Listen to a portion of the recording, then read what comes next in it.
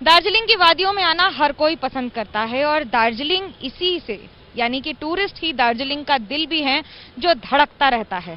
लेकिन हमारे साथ बात करने के लिए हैं प्रदीप लामा, जो बताएंगे कि आखिरकार होटल एसोसिएशंस और जो बाकी ट्रैवल एजेंट एसोसिएशंस है उनकी इस समय क्या स्थिति है, क्या है इस समय कोविड की वजह से असर और राजनीति की वजह से असर। नहीं, कोविड की वजह से तो हम लोग एकदम जीरो में पहुंच गए हैं और गवर्नमेंट से अभी कोई बेल आउट का कोई एक तो पैकेज भी नहीं आया, इसीलिए हम लोग का तो बहुत मुश्किल हो रहा है अभी। और होटल्स में देखिए एकदम ऑक्यूपेंसी कम, और जो यहाँ का वो पानी का क्राइसिस है वो तो 365 दिन ही चलता है और ट्रक से पानी खरीद के लेके आना पड़ता है होटल्स के लिए।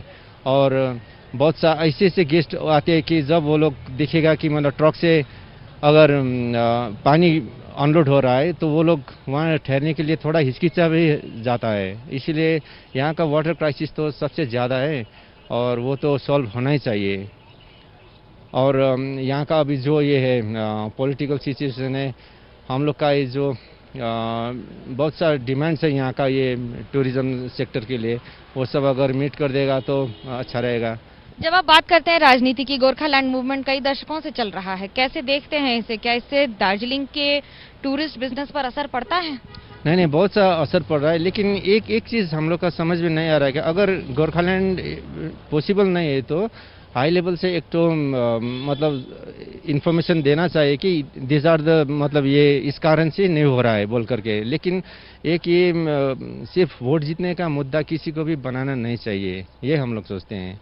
आप दार्जिलिंग की बात कर रहे हैं तो एक और टॉय ट्रेन है, एक और टूरिस्ट है, जो लोग आते हैं, सुरक्षा देखते हैं, स्कूल्स भी हैं बहुत बड़ा मुद्दा कि जिस तरह से स्कूल्स पे क्या असर पड़ता है, क्योंकि बच्चे चले जाते हैं तो उन पर भी असर पड़ेगा। नहीं, स्कूल तो इतना मतलब यहाँ पहले क्या था कि हिल स्टेशन में सबसे ज़्यादा पढ़ाई के लिए आते थे, नेपाल का राजा बोलिए और कहीं का भी रॉयल फैमिली, चाहे तो थाईलैंड का बोलिए, भूटान का बोलिए, कहीं से भी आते थे यहाँ पढ़ने के लिए। लेकिन जब से ये एजुकेशन शुरू हुआ तो दार्जिलिंग का मौसम को इतना अच्छा है, देखते हुए भी अभी सब सिलीगुड़ी और बार और ज़्यादा स्कूल बन गया है और अभी स्कूल को भी बहुत सा नुकसान हो रहा है। एक तो बोर्डिंग सेक्शन भी अब नहीं है और उतना स्टाफ थे बोर्डिंग सेक्शन देखने के लिए, उन लोग को भी बहुत मुश्किल हो रहा है अभी। कितने होटल्स हैं, कितने लोग हैं, क्या इस पर असर है, पूरी बात बताइए। यहाँ पर कम से कम 400 होटल्स तो है और एक साल में मिनिमम 8 लाख 10 लाख टूरिस्ट तो आ जाते हैं और दार्जिलिंग का 90% लोग टूरिज्म में डिपेंड करते हैं।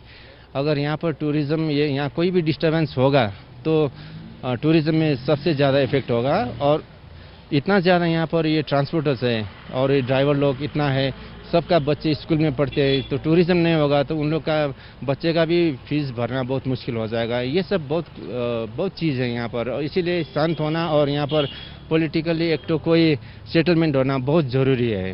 राजनीति है तो वहीं दूसरी ओर वो सारी बातें जिसे आम जनता छूती है और जिनका उनकी जिंदगी पर असर पड़ता है।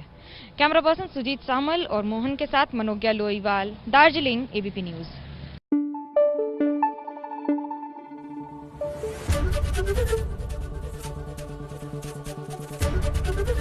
एबीपी न्यूज आपको रखे आगे।